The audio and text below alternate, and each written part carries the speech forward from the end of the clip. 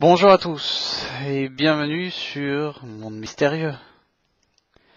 Vous êtes toujours de plus en plus nombreux à venir et à découvrir Monde Mystérieux. Je vous en remercie. Il y a quelques mois maintenant de cela, je parlais sans précédent du vol MH370 qui disparaissait dans la nature sans laisser de traces. À l'heure d'aujourd'hui, on ne sait pas où est cet avion. On ne sait pas ce qu'est devenu cet avion. Chose tout à fait curieuse. Je ne vous cache pas que je me suis pris des insultes de la part des gens qui sont venus voir mes vidéos, des grosses insultes provenant des personnes. Je rappelle que dans le vol MH370, il y avait des civils. Dans cet avion, il y avait donc des civils, dont 4 Français. Je pense que si un membre de votre famille disparaissait dans un vol d'avion, ou un crash, vous serez aussi intrigué ou attristé tant que moi que je le suis en parlant de ce cas dans mes vidéos. Si j'en parle, c'est parce que cette histoire est donc mystérieuse, bien évidemment. Même si bon, de mon côté, j'ai compris pourquoi, mais j'ai voulu le faire partager, et je me suis pris donc des insultes. 4 mois après, donc aujourd'hui, il se passe un autre événement qui se rapproche beaucoup de celui-ci. Et tiens donc, quelle coïncidence, avec exactement la même compagnie, Malaysia Airlines. Tiens donc.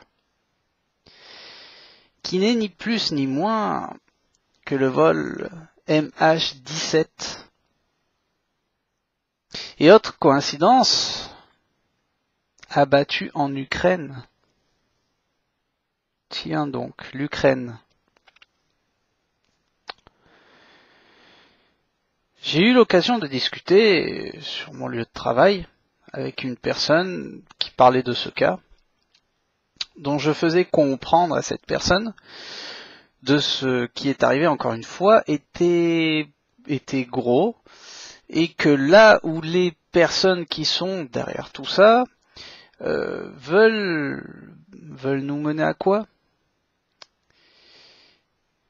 Cette même personne m'a dit: tu sais, aujourd'hui, malheureusement, tout le monde est égoïste. Certes. Mais pas moi. 2 avions de la même compagnie, encore une fois, nous laissent vraiment à réfléchir et nous laissent penser à beaucoup de choses. Effectivement, nous allons voir encore qu'il existe beaucoup de points communs sur ce cas, et quelques-uns sont hallucinants, nous faisant penser qu'une guerre ou qu'un conflit se rapproche. Je ne pensais pas revenir aussi vite dans Monde Mystérieux, encore une fois avec une vidéo concernant un avion, concernant des vols, des crashs, mais laissons l'égoïsme de côté et décortiquons tout ça ensemble. Je rappelle que les vidéos de Monde Mystérieux concernent des faits réels, inexplicables.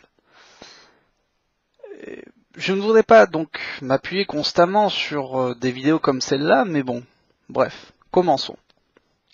Il y a beaucoup de choses qui me résultent très difficiles à croire, mais que le gouvernement ukrainien affirme catégoriquement que les missiles pro-russes ont abattu les Boeing 777 de la compagnie Malaysia Airlines. Je ne crois pas.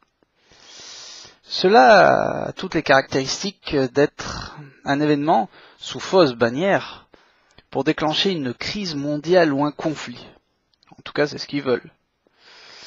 Heureusement, ils n'ont pas atteint leur but et malheureusement, ce sont encore des civils innocents qui sont morts.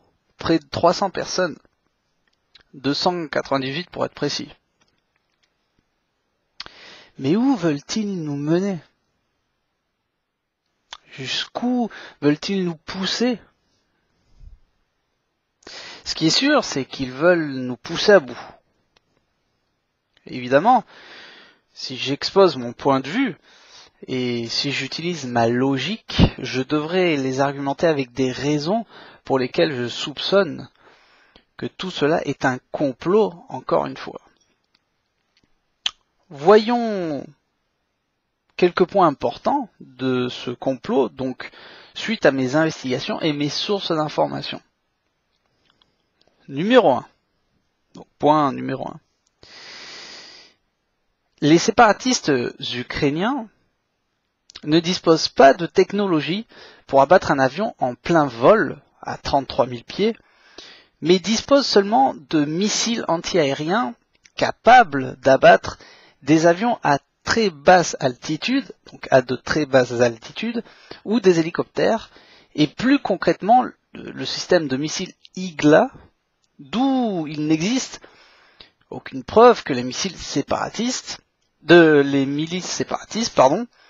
disposent de missiles SAM ou Buck, et qui nécessitent une énorme infrastructure avec des connaissances pour son utilisation, sans aucun doute. Point numéro 2.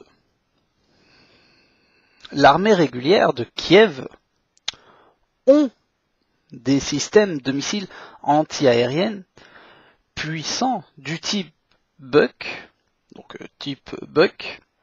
capables d'abattre des avions à 33 000 pieds d'altitude et même plus, dont ces systèmes nécessitent d'énormes camions avec des radars et des grandes plateformes de missiles mobiles.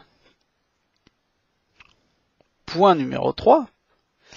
L'armée de Kiev transportait le jour d'avant, donc le jour avant l'événement, avant cette tragédie, les plateformes antiaériennes Buck pour être utilisées contre des avions civils comme celui du MH17 qui concrètement a été transporté aux alentours de Donetsk, d'où ils les ont utilisés selon les sources d'information.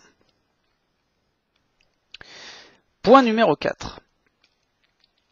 Il est strictement interdit de survoler l'Ukraine, selon les sources, qui indiquaient que l'aviation mondiale connaissait le risque et était consciente. Alors dans ce cas, pourquoi ne pas interdire aux avions européens de survoler cette zone, aussi dangereuse?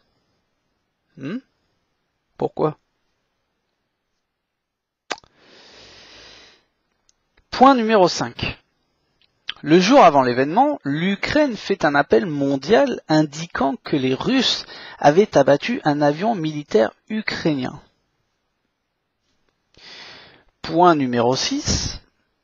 Le Boeing 777 est abattu quelques heures après que les États-Unis ont appliqué une autre série de sanctions sur la Russie. Si elle avait été dans l'autre sens, peut-être que ces sanctions n'auront pas été prises ou ils auraient été reportés à une nouvelle investigation. Qui sait?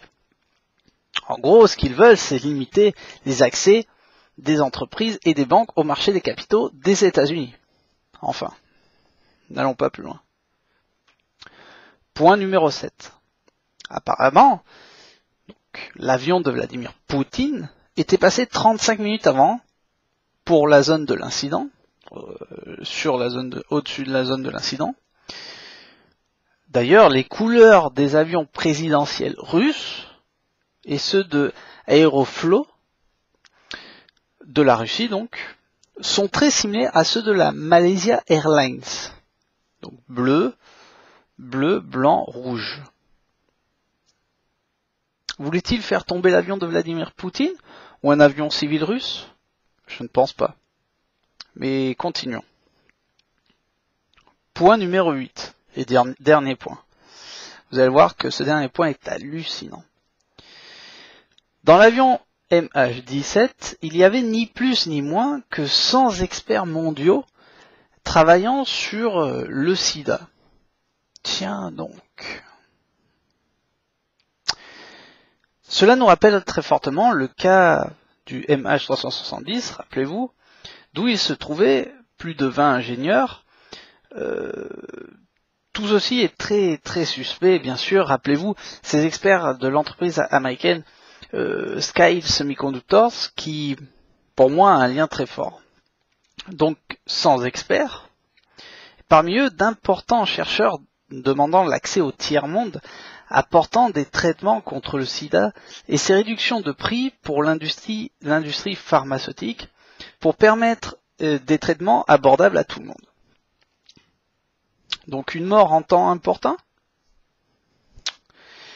L'un d'eux, le docteur Joe Lange, un spécialiste hollandais, qui justement se rendait à une conférence mondiale sur le sida à Melbourne en Australie pour solliciter et pressionner donc les gouvernements pour la réduction des prix de ces traitements.